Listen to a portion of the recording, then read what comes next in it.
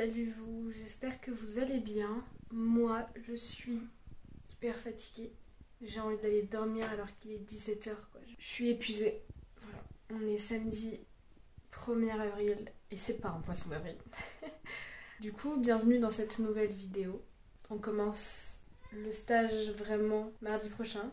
J'ai trop hâte. J'ai quasiment terminé mon introduction et donc ça veut dire que je suis dans les temps. Et ça c'est très cool. Je sais pas trop comment je vais faire la semaine prochaine parce que j'ai un partiel et je vais faire ma première partie. J'ai envie d'un câlin les gars. J'ai envie juste de faire un câlin à quelqu'un et de m'endormir dans ses bras. Dans la vie on est seul, pas tout le temps, mais parfois il faut être qu'avec soi-même. C'est pour ça que j'avais aussi commencé les vidéos l'année dernière, que ça m'avait fait du bien. C'est aussi pour ça que je refilme en ce moment un petit peu, parce que je sais que ça va me faire du bien et de savoir que vous êtes là les gars, et que je suis pas toute seule et que je partage des trucs avec des gens. Et ça c'est cool.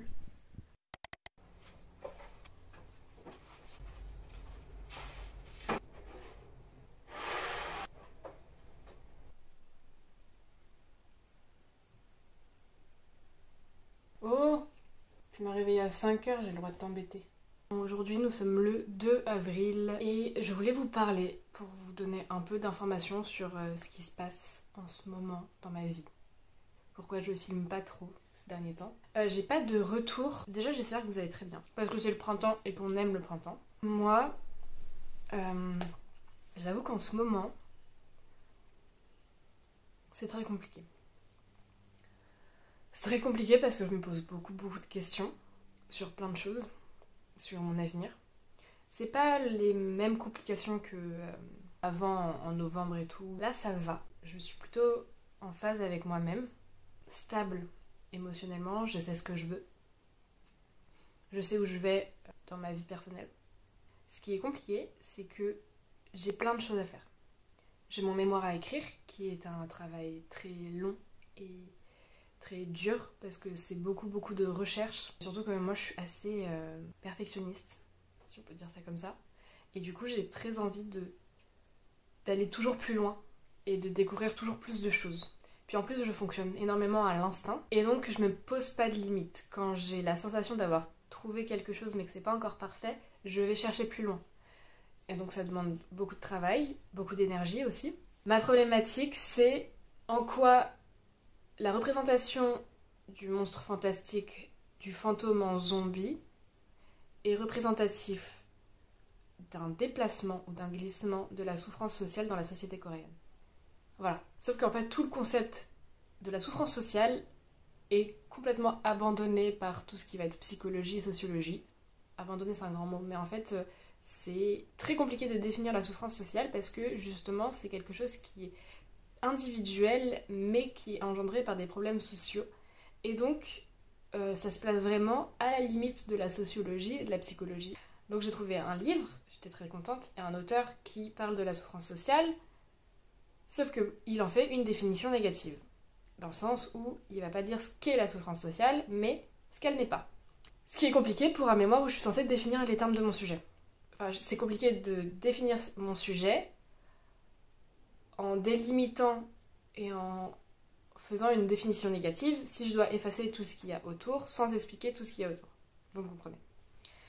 Donc j'ai dû me taper tout le livre, plus 2 autres ouvrages qu'il a écrits qui parlent de la reconnaissance du conflit et de la domination et de l'injustice. C'est ce que je disais tout à l'heure. Pour en revenir, quand j'ai un sujet, la souffrance sociale, je vais aller jusqu'au bout pour comprendre ce qu'est la souffrance sociale, pour tirer ce dont j'ai besoin. Surtout que l'auteur utilise Freud, Hegel, enfin, beaucoup de philosophes et de sociologues, hyper intéressant. En fait, à arriver à la fin de cet ouvrage, je vais prendre mes vitamines, je sentais qu'il me manquait un truc. J'étais, c'est très bien, j'ai appris plein de choses, mais j'arrive pas à le relier au monstre et aux fantômes et aux zombies. Donc je suis allée plus loin, j'ai parlé de la domination parce que je me suis dit que la domination c'était assez intéressant. L'injustice et la domination ça engendre de la souffrance. Donc c'était super intéressant, mais il me manquait encore quelque chose. C'est parce qu'il y a un déni de reconnaissance dû à une forme d'injustice ou de domination ou d'aliénation, #Marx, qui nous fait souffrir, Qu'ensuite, après, il y a tous les trucs de... En plus, c'est vraiment un sujet qui est, mais...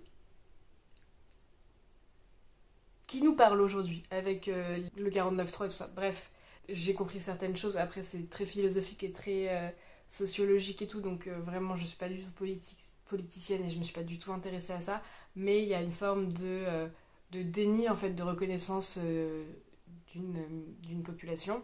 Et du coup, ça résonne énormément avec ce qui se passe aujourd'hui, donc j'ai trouvé mon sujet super intéressant, et tout ce que j'ai lu était super intéressant. Sauf que bah, forcément, ça a demandé beaucoup d'énergie, parce que j'ai vraiment décidé de faire mon mémoire en 2 mois, donc ça veut dire que le premier mois, tout ce mois-ci, j'ai vraiment passé tout mon temps à lire, à m'instruire, à comprendre des choses et tout, ce qui est super compliqué parce que le zombie dans le cinéma coréen, il y a que dalle. Même si y a les trucs d'Antoine Coppola, mais il est bien gentil Antoine Coppola, mais c'est pas de l'analyse qu'il fait, donc c'est compliqué. Et puis le fantôme dans le cinéma coréen, il y a encore moins. Il fait un dictionnaire du cinéma coréen, il met même pas de film de fantôme. Bref, il nous dit juste oui, bah les fantômes c'est la tradition, nanana. Je suis en mode oui, d'accord, bah donne-moi des films de fantômes. Dis-moi lesquels sont importants dans le cinéma, quoi. Enfin bref, donc j'ai dû faire ce recherche aussi toute seule et je commence à m'énerver alors que vraiment là je suis arrivée à un stade où j'ai quasiment terminé mon introduction, il faut que je la termine aujourd'hui. C'est pour ça que je pourrais pas rester longtemps avec Adèle et Nicolas alors que je suis trop contente de les voir. J'adore, en fait je voulais pas du tout vous parler du mémoire, mais je vous parle de mon mémoire.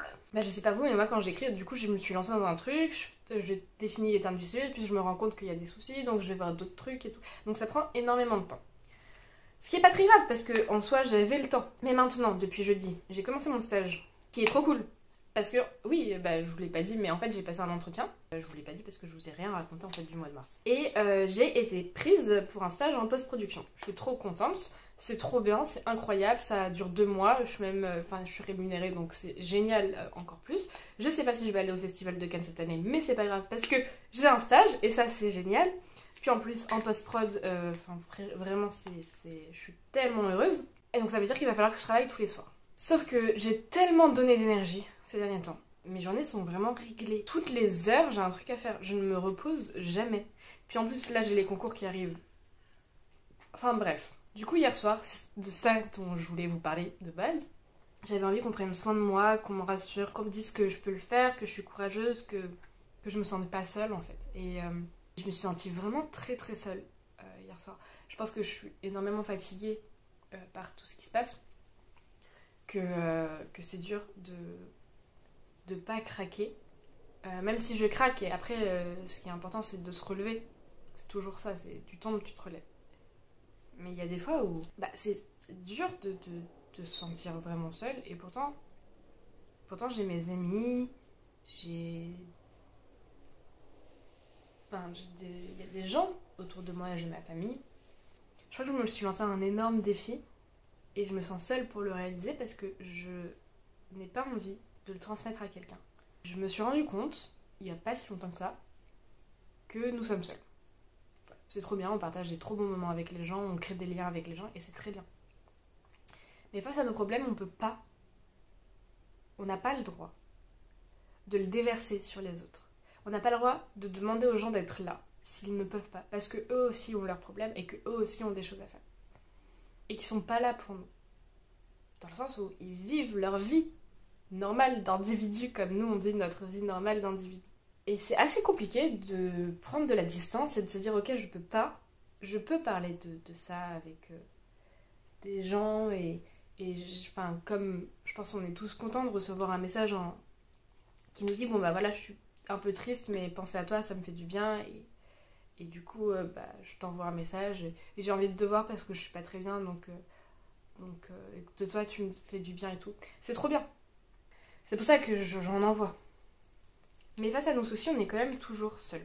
En fait, je sais que je suis en train de transiter, ça se dit pas. Je suis en train de faire une transition, de passer de quelqu'un qui est dépendante émotionnellement et affectivement des autres, à quelqu'un qui est indépendante de tout ça, mais qui l'accepte et qui le reçoit l'amour des autres et qui en donne aussi, parce que moi j'adore aimer les gens.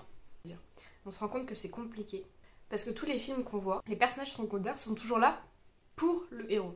Mais dans la réalité, c'est pas vrai. On est le héros de notre propre histoire. Orelsan, mais tous les personnages secondaires de notre histoire, toutes les personnes qui ne sont pas nous, ne sont pas là pour nous.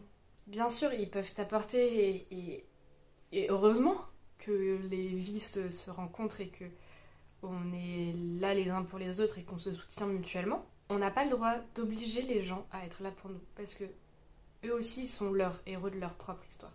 Et eux aussi, ils ont des rêves et des envies et des besoins. Et quand ils sont là pour nous, enfin, quand quelqu'un vient pour me voir, pour passer du temps avec moi, et ben en ce moment, j'essaie de vraiment me dire que c'est aussi important pour lui. Et qu'il n'est pas juste là pour moi. Je sais pas si vous voyez ce que je veux dire. C'est vraiment trop bon. Et j'ai aussi très peur parce que j'aurais plus le temps de faire mon sport. J'avais repris une routine vraiment sérieuse. Et le problème, c'est que pour pas être fatiguée, il va falloir que je mange beaucoup. Et en fait, je me rends compte que j'ai quand même quelques troubles par rapport à ça, parce que j'ai peur de manger et de prendre du poids. J'ai peur de plus faire de sport et de perdre du muscle. Je me rends compte que je suis pas du tout saine de ce point de vue-là. Mais ça va être aussi un effort de ne pas me prendre la tête avec ça. Donc vraiment ce mois-ci, les gars, entre le mémoire, le stage, les concours, ne pas me prendre la tête avec la nourriture, etc. et mon poids, et ne pas déverser mes sentiments et mes émotions à d'autres personnes. Alors le contrôle, le niveau de contrôle va être énorme. Mais bon, on va y arriver. Vous allez y arriver aussi parce que je sais que je suis pas toute seule dans ce cas-là. Mais je sais qu'il y a des gens qui se sentent pas très bien et un peu déprimés et se mettent beaucoup de pression. Vous n'êtes pas seul. Et surtout, c'est bientôt fini, c'est qu'une période.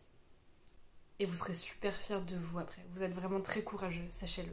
On me l'a dit que j'étais courageuse et ça fait du bien d'entendre juste ce mot. Parce que oui, c'est pas facile ce qu'on est en train de vivre. Qu'on se sent seul, beaucoup. Mais vous avez énormément de force et vous pouvez arriver à surmonter ces épreuves. Vraiment. Ayez confiance en vous. Et si c'est vraiment le défi que vous voulez relever, bah vous allez y arriver parce que vous avez la motivation et la discipline aussi pour le faire. Et moi, j'ai confiance en vous. Et puis surtout, si vous avez besoin, vous pouvez m'envoyer un message. Même me mettre en commentaire. Je pense qu'on est tous dans ce cas-là. Et c'est ça aussi qui fait du bien, c'est de se dire qu'il y a des gens qui peuvent nous comprendre. Et je pense qu'il y a une différence à faire entre le moment où on se sent seul et le moment où on se sent rejeté et abandonné. Quand vous vous sentez rejeté et abandonné, c'est pas la situation, c'est qu'il y a quelque chose de beaucoup plus profond. Que ce soit entre vos relations ou vous par rapport à vous. Moi je sais que quand je me sens rejetée ou abandonnée, c'est moi qui n'ai pas confiance en moi et que j'ai besoin d'être rassurée. Vous avez toute la force qu'il faut pour pouvoir relever tous les défis de la Terre. À partir du moment où vous faites attention à votre santé. Évidemment, parce que c'est la santé qui est quand même primordiale, surtout. Si vous avez besoin de rest, de vous reposer, et bah reposez-vous, c'est très important. Là, il est à peu près 10h, 11h, j'ai pas encore commencé à travailler, mais ça m'a fait du bien de juste prendre du temps pour moi et de vous parler. Je dis pas que ce que je fais c'est incroyable et c'est la meilleure chose à faire et que je gère tout et tout, c'est pas du tout le cas. Y a d'autres personnes qui auront vraiment besoin d'être rassurées sur leurs capacités parce qu'elles n'ont pas confiance en elles. Moi je vous le dis, vous êtes courageux et vous êtes courageuse et vous avez besoin de personne pour relever le défi. Vraiment. En plus en ce moment, je suis en train de réécouter Le cœur sur la table et ça fait vraiment du bien. C'est hyper intéressant parce que j'avais écouté déjà il y a quelques années, j'allais dire, plutôt qu'il y a quelques mois, peut-être il y a 1 an ou 2, et je le vois pas du tout de la même façon. Il y a 1 an, il y a des choses qui m'ont marqué, qui m'ont fait évoluer. Et il y a des choses sur lesquelles je m'identifiais. Disons que c'était un peu flou. J'écoutais plus un podcast pour écouter un podcast et m'éveiller à certaines interrogations. Aujourd'hui, je sais que, voilà, ce que je veux pas, il y a des choses beaucoup plus marquées. En gros, il y a plein de témoignages qui expliquaient qu'une relation de couple. C'était pas vraiment une relation de couple avec des règles et des bases et des étapes à franchir, etc. Que ça pouvait être un amour entre les amis, etc. Ou même juste pas du tout d'étiquette. Les gens passent de personne en personne et que les histoires d'amour évoluent comme ça et que on se perd de vue, on se retrouve, on se repère de vue, on s'aime plus, on s'aime, enfin c'est assez... que c'est des relations en pointillés et parcellaires. Et moi je me rends compte que j'ai pas du tout envie de ce genre de relation avec les gens. J'ai pas envie d'être non plus dans des relations polyamoureuses et tout, je pense que c'est pas trop mon truc non plus. Je pense que j'ai vraiment besoin de vouloir construire quelque chose avec quelqu'un, que ce soit professionnellement parlant ou personnellement parlant, mais pas le construire la maison, les enfants et le chien, enfin, vraiment c'est pas du tout ça que je veux, mais plus oui, avoir des projets, partir en voyage, se raconter des histoires, s'appeler, se partager des choses qu'on aime, etc. Même vivre ensemble... Après, vivre ensemble, pourquoi pas. Mais je pense que je pourrais pas vivre avec tout le monde. Et je pense que tout le monde ne pourrait pas vivre avec moi, surtout. Mais ne pas me restreindre à d'autres émotions que je pourrais partager avec d'autres personnes. Et enfin bref, et du coup, dans le podcast, il y a des choses que j'entendais et que je disais, bon, c'est trop bien. Moi, je sais que je pourrais pas faire ça. Enfin, que je me retrouverais pas là-dedans. Parce que j'aime trop partager les choses avec les gens que j'aime. J'aime trop que les gens me partagent des choses. Tout ça pour vous dire que je sens que j'évolue, que j'aime bien, et que j'évolue bien, dans le sens où ça me met pas mal, j'accepte le changement, que je me sens seule à cause de mon mémoire, que c'est un peu compliqué, que là, ces derniers temps, à 15h, j'étais déjà hyper fatiguée et crevée et que j'avais juste envie de faire une sieste, que hier, j'étais tellement fatiguée que j'avais mal à la tête, que du coup, vous n'êtes pas seul, sachez-le, que vous êtes très courageux de faire ce que vous faites. Mais en disant ça, je me le dis aussi, je suis très courageuse de faire ce que je fais. Et qu'on va y arriver, que c'est juste un temps, et que c'est pas toute la vie, heureusement. Force à vous, force à moi. En vrai, je dis ça, mais je pense que quand vous verrez cette vidéo, ce sera fini pour la plupart d'entre nous. Donc, ce sera pour l'année prochaine, ou les prochaines personnes qui verront cette vidéo et qui feront... qui auront besoin d'un pep talk. Donc, je vous fais des bisous. Ah, on leur fait du bisou. Parce qu'il faut vraiment que je travaille maintenant. Je vous fais des bisous. Ciao. Voilà, je voulais juste vous dire que je viens de faire une vanne dans ma mémoire et ça m'a fait sourire. Je travaille sur le fantôme, comme vous le savez. En gros, Antoine Coppola, dans son dictionnaire du cinéma coréen, écrit... j'ai perdu ma page. Les films d'horreur jouent sur la figuration de l'autre, de l'altérité et parfois du soi. Le douloureux, l'image de la souffrance et des souffrants, l'image de la maltraitance des corps, est une autre de ces dynamiques figuratives de l'horreur cinématographique. Bon, on l'a fait, on s'en fout. Mais en gros, ça parle du soi et de la reconnaissance de soi, et du coup j'explique que le fait qu'il y ait des fantômes, c'est aussi parce qu'il y a un problème de reconnaissance du soi. J'explique que la question de la reconnaissance du soi est donc importante dans ces films de genre et reste en lien avec les questionnements enchaînés aux fantômes. Voilà. C'était le enchaîné aux fantômes qui m'a fait rire. Parce que les fantômes, ils ont des chaînes parfois et des boulets. C'est moi le boulet en ce moment, je crois. Pardon, voilà, vous avez perdu 20 secondes. En même temps, si vous regardez cette vidéo, c'est que vous avez un peu de temps à perdre. Les gars, je crois que j'ai réussi à terminer mon introduction. Voilà. Elle fait 10 pages.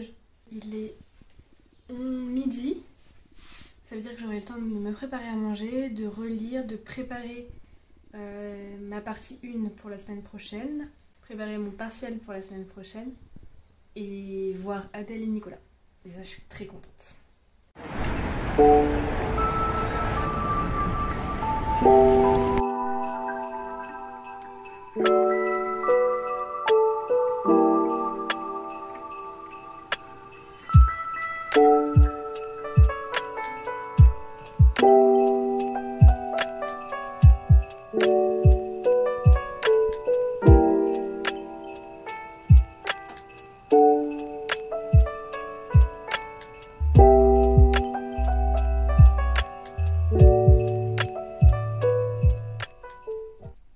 Excusez ma tête, je comptais pas du tout me filmer.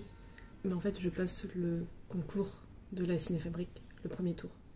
Et on m'a dit qu'il était trop bien, qui était incroyable, qui était génial. Et du coup j'ai commencé à regarder les questions et là j'ai fait mais c'est vrai qu'il a l'air trop bien. Du coup bah, je me suis dit que c'était l'occasion de se filmer et de pourquoi pas en parler. Mais du coup vraiment désolée pour ça. Et du coup on a vu une vidéo de danse incroyable, genre vraiment j'ai adoré. Je pense que je vais l'enregistrer parce que j'ai trop kiffé. Et là il y a un extrait de Euphoria.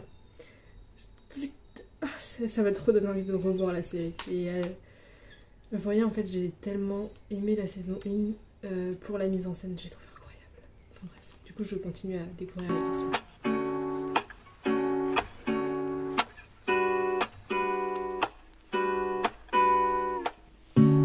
Lazy Sunday mornings, hiding under covers. I don't mind staying in with you. Play your favorite movie, laying right beside me. I don't mind when it's just us two. That corner coffee shop we like to go. Late night walks with you to take me home. With you I never feel alone. These little songs make me glad to call you mine. And you have got my head in the clouds. 1, 2, 3. All that I need is your body next to me on rainy days. Just need your company, don't need too much. Just your simple love and it's everything. The simple joy of hearing your voice every morning. I wake to a kiss on my face. Oh, I don't need too much. Just your simple love.